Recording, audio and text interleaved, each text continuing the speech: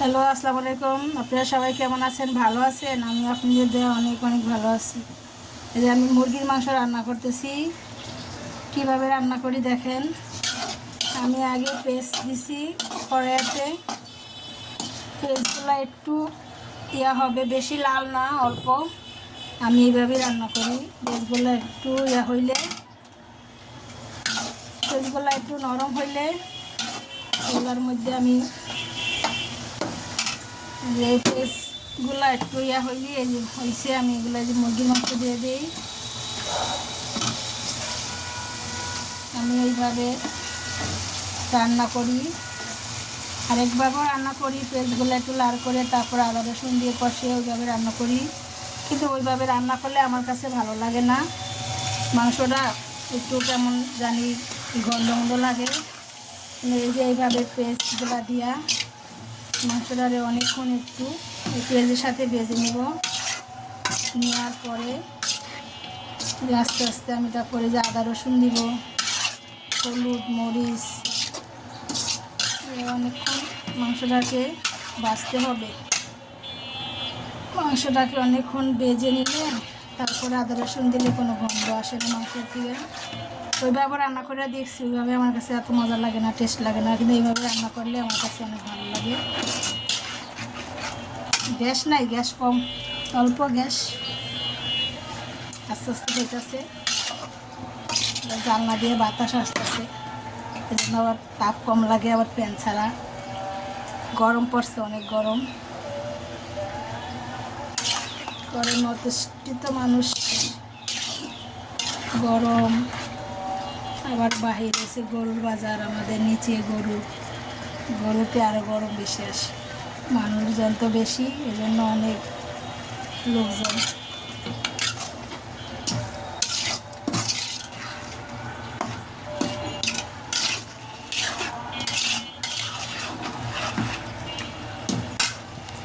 জানলাটা একটু আটকাই দিই, বাতাস, বাতাসের চুলায় আগুনের তাপ লাগে না।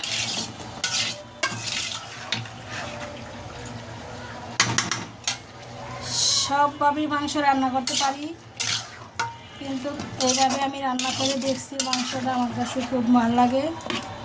আর এইভাবে রান্না করলে আমার কাছে তেমন একটা মজা লাগে না, খাইতে বেশি ভালো লাগে না। এইভাবে রান্না করলে আমি একটু মাংসটা খাই। আমরা মানুষ তো বেশি না, জানেন, আমরা মানুষ 3 জন। একটা মুরগি আমাদের হয়ে যায় 2 বেলা, আবার থাকে। একটা মুরগি তো আর অর্ধেক রান্না করা যায় না, পুরাটাই রান্না করতে হয়। কক মুরগি, ফার্ম আমি খাই না। খাই না বলতে কি, এমনি ফ্রাই করলে খাই, কিন্তু রান্না করে খাই না। বাঙালিকে এটাই দোষ যে ফার্মের মুরগি খাই না, কিন্তু ফ্রাই করলে আবার ঠিকই খাই, বুঝছেন? এটাই সমস্যা বাঙালিদের।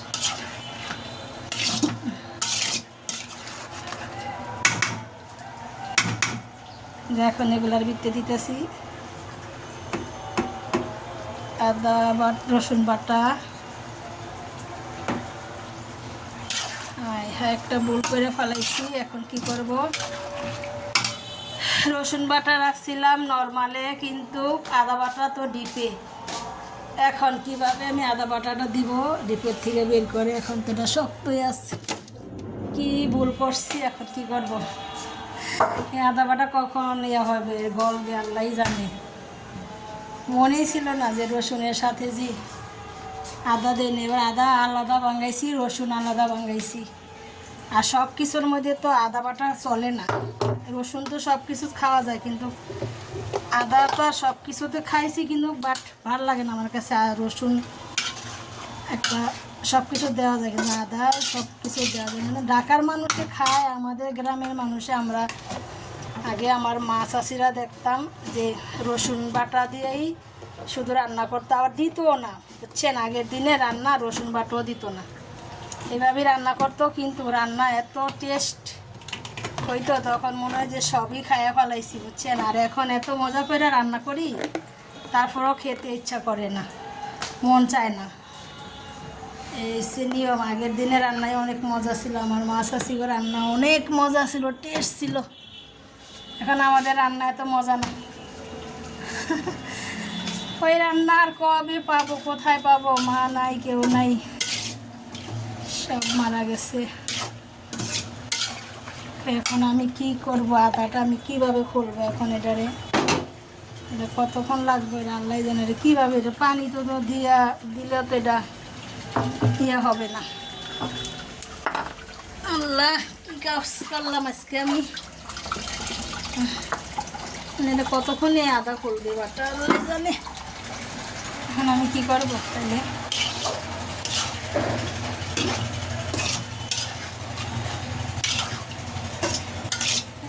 আদা বাটা কবে এটা খুলবো, কবে তরকারি দিমু আল্লাহ জানি ভালো।